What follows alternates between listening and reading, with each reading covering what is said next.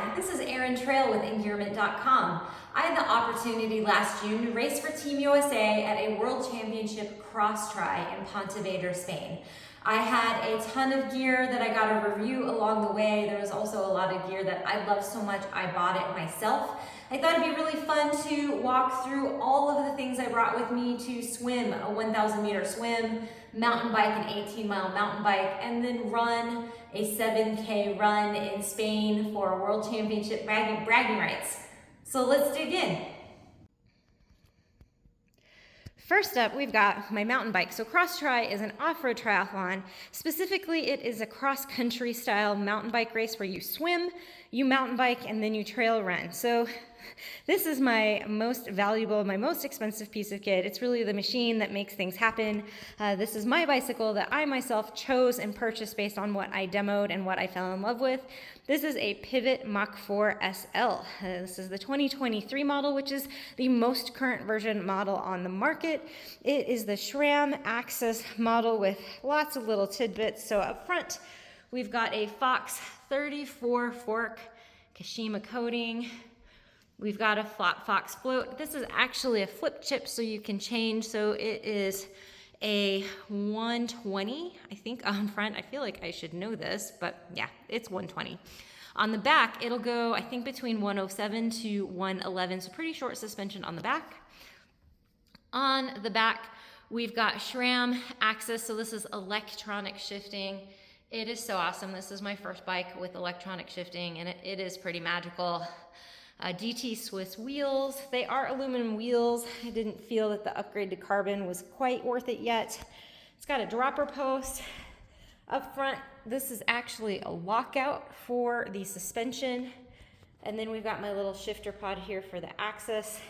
All in, this bike weighs about 28 pounds, which is a little heavy for a cross-country bike, but it's really how it handles and how it rides when it's on the trail, not always how light it is. And with my demos and with my test runs, this really proved to be the bike. I had so many Strava segments on my build and training into this race. It also was the one I felt most comfortable and most confident in. And when you feel confident and secure and safe, you're really gonna go fast. So this is my machine, my Pivot, really awesome fun bike.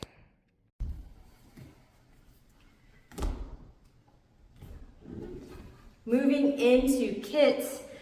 So for triathlon, especially when you're racing for Team USA, the uniform that you wear has to be compliant with World Triathlon. And so their kit is made through Zoot.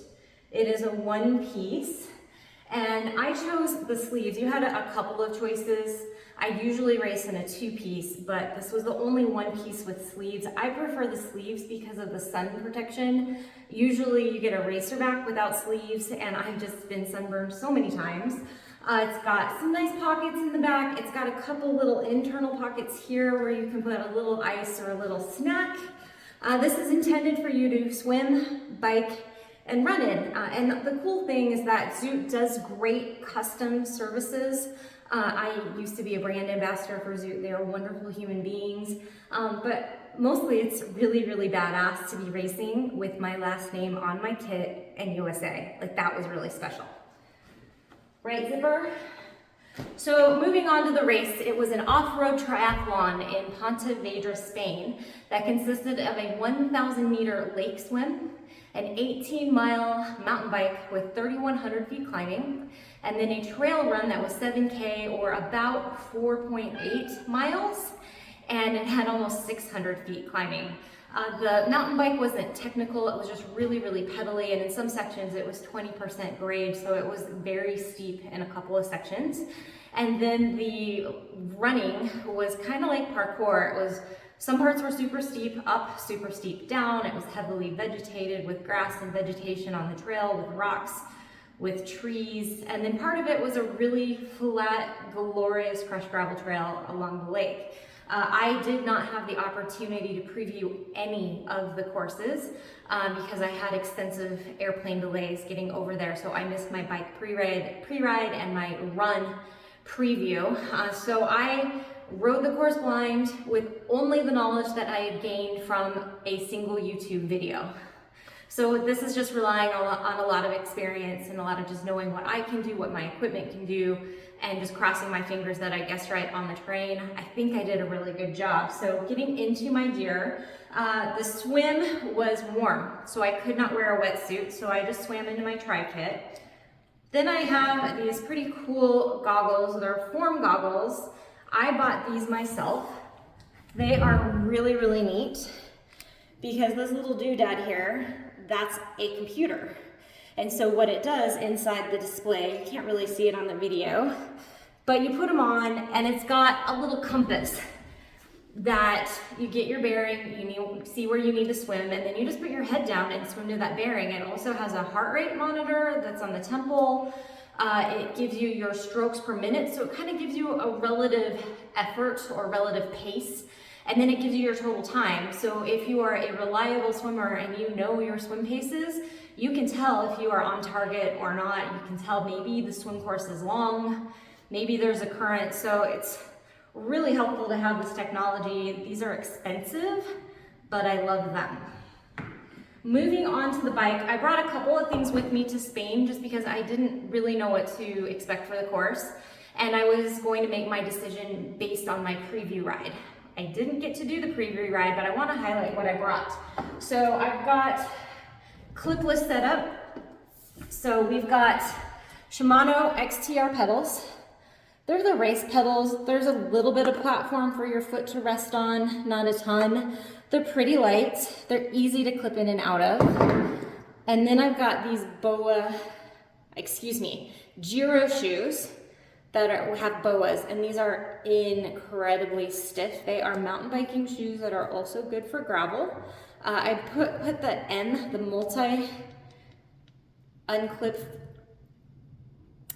I put the multi-cleats on here, so it's multi-directional, which means that they're just easier to clip in and out of. So if you're not confident clipping in and out, get the cleats with the M, you will be much happier. For my flats, I always run Chester Race Face flat pedals. We've got these on all of our bikes, of which we have many. These are $50 pedals. They're nylon. They're very light. They're very durable. Lots of bang for your buck. I love these pedals. Then for my flat shoes, I brought all of this with me to Spain, which was kind of ridiculous, but it was nice to have options. So these are the 510 Freerider Pro with BOA. They're nice and grippy on the bottom. The BOA is reversible, so it's got the forward, and then you just back it up if it's a little too much. So why did I bring two pedals and two shoe setups?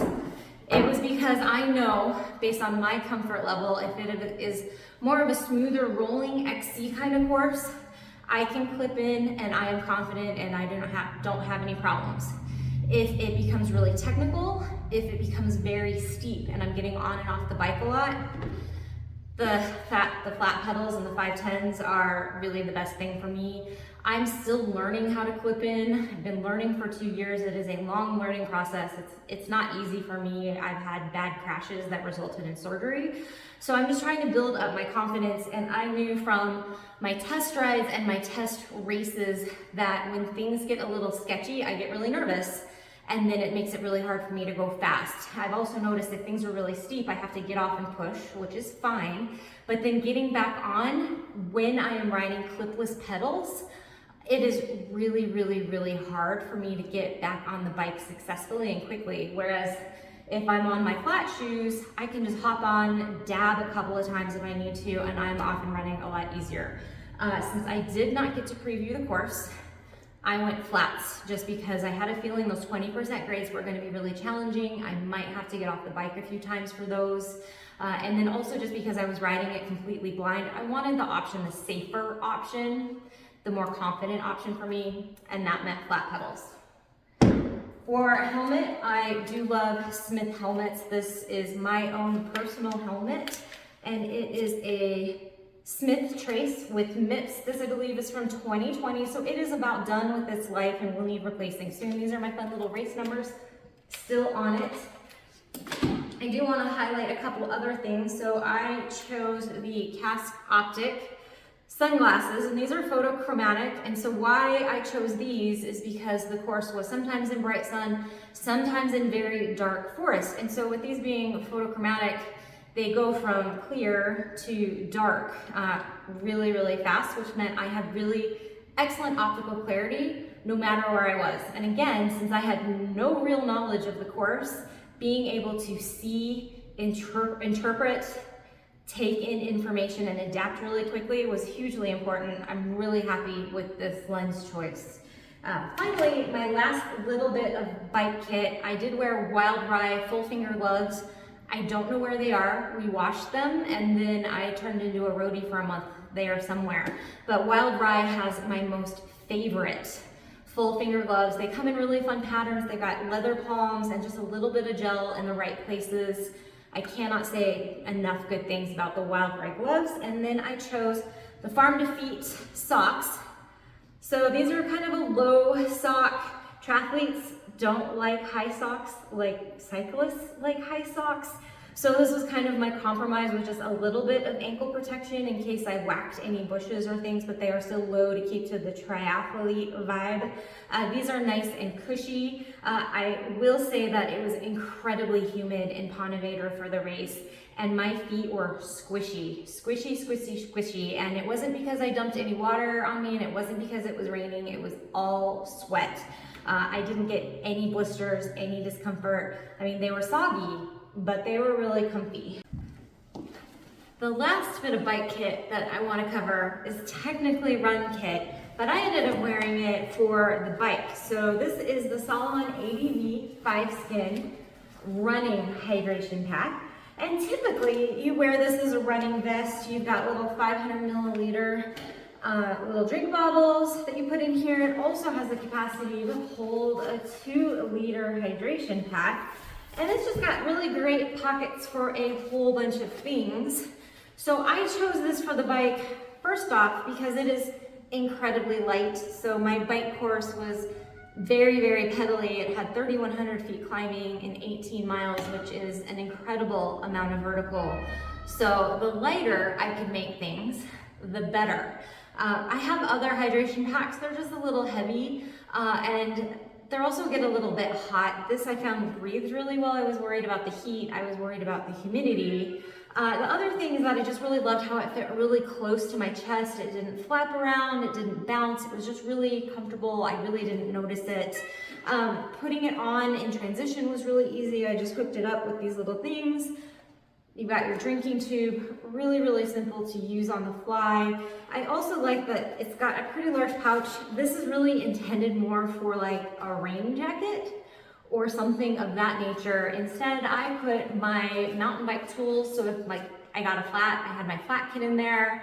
I went into anaphylaxis in April, so now I get to carry an EpiPen wherever I go. That fits in here really nicely, doesn't bounce around in the front. These little pockets are great because they fit my inhaler. I have like a whole medical kit now. And then it's got plenty of room for snacks here if I need it. So this was just really handy. I wore it on the bike. I did not wear it on the run, mostly because I didn't want to carry around the weight of a 2-liter bladder.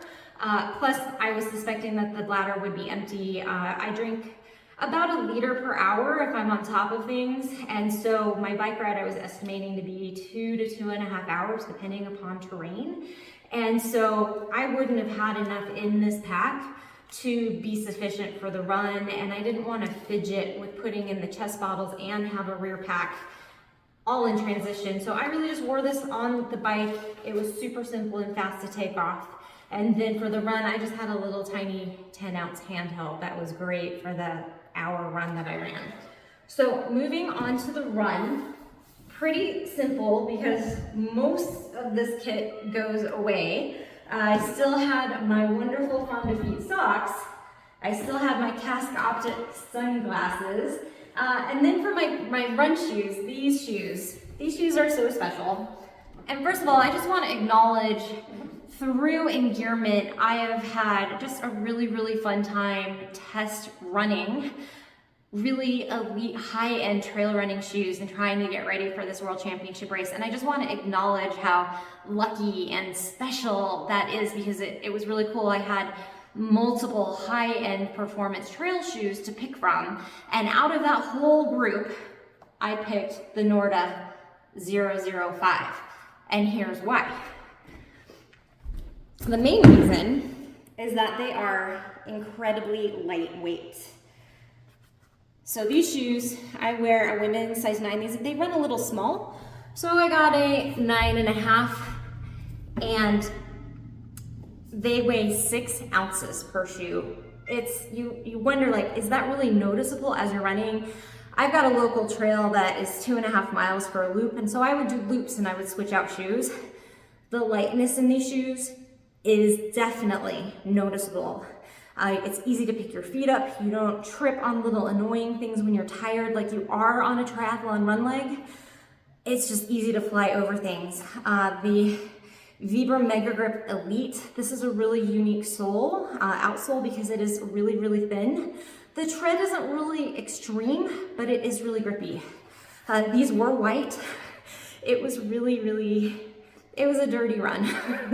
I feel kind of bad because these were really a pretty kind of cream off-white color, and now they are like permanently dirty. The one thing I did change with these, so these originally came with Dyneema laces, and the way that this is constructed, because it is so lightweight, it is a little floppy. It's a little floppy, and to get in and out of these shoes, you had to untie them, tie them, and untie them, and in transition where seconds matter, that took up time. There was no real easy way to keep the laces tied and to pop your foot in and out. You had to untie and retie them every single time. That's really annoying. So I did the triathlete move. These are Caterpie shoelaces. And so they're just little elastic laces with little nubs, and so you can customize these.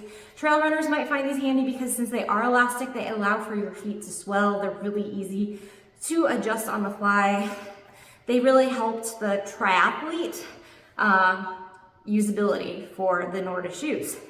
So the last little bit of things I want to touch on is the gear I used to take all of this stuff with me to Spain. Triathletes are notorious for bringing a ridiculous amount of gear with them everywhere they go.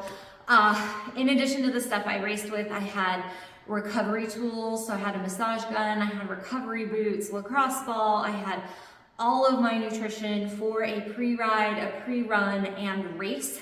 I'm also gluten-free, dairy-free, so I did pack a lot of gluten-free things in case I couldn't find them locally in Spain.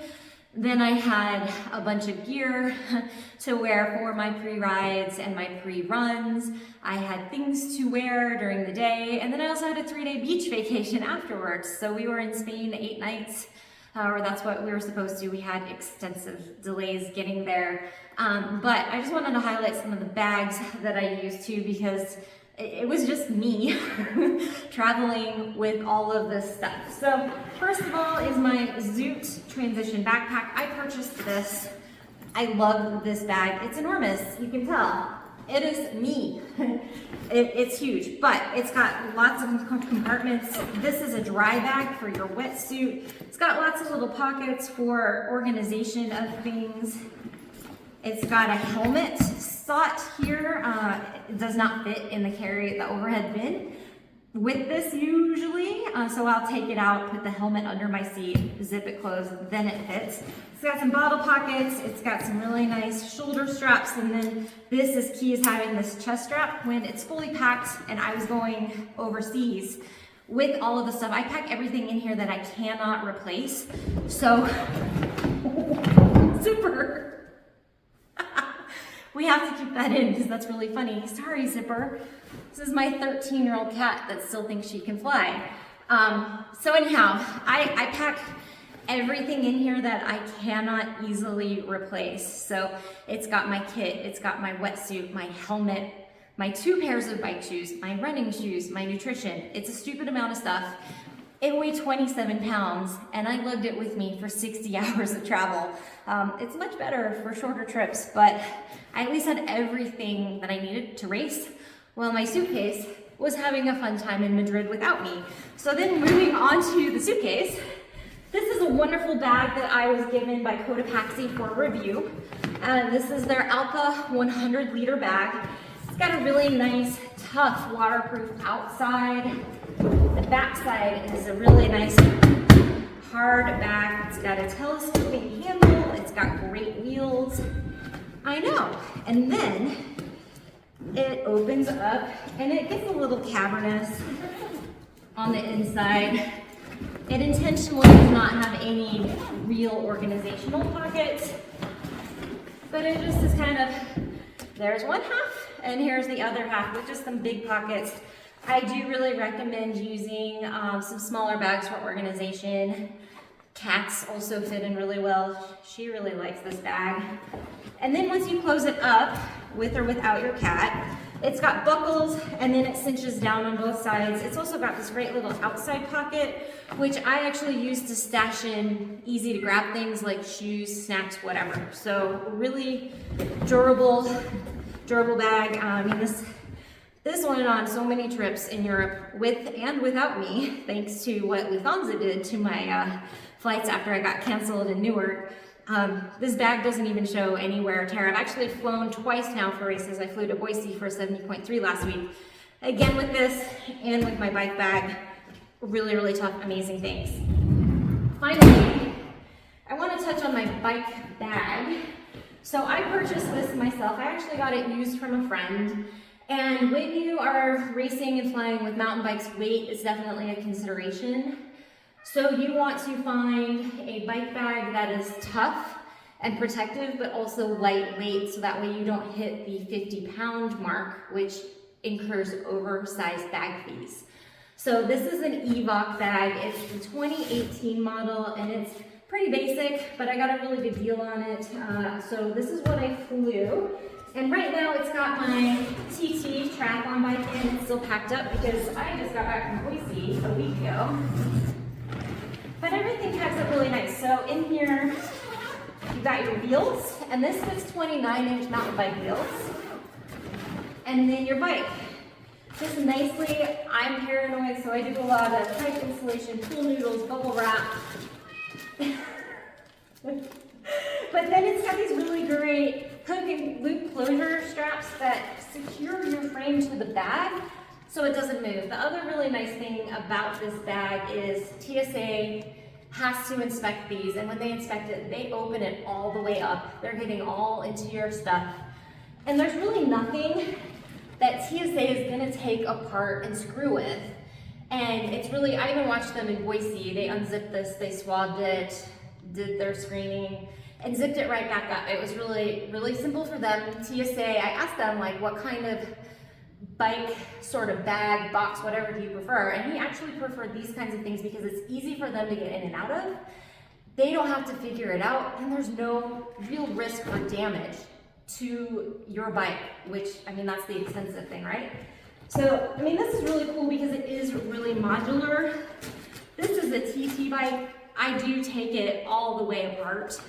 So these are my aero bars, my handlebars. This is actually, that's my triathlon helmet that I just threw in there. I do take for this bike, I do take this Yukos because I've got a pretty big bottle cage that's carbon. I didn't want that to get destroyed, so that's down in there. But on my mountain bike, I just drop the dropper post all the way down and it fits no problem. And then your front fork just fits really securely in here, and it's got lots of little cinch points too, which is pretty cool just to tighten and secure your bike. Once you are done with it, we're gonna keep the cat out of the way, Punzit, or not. She might get zipped up in the bag.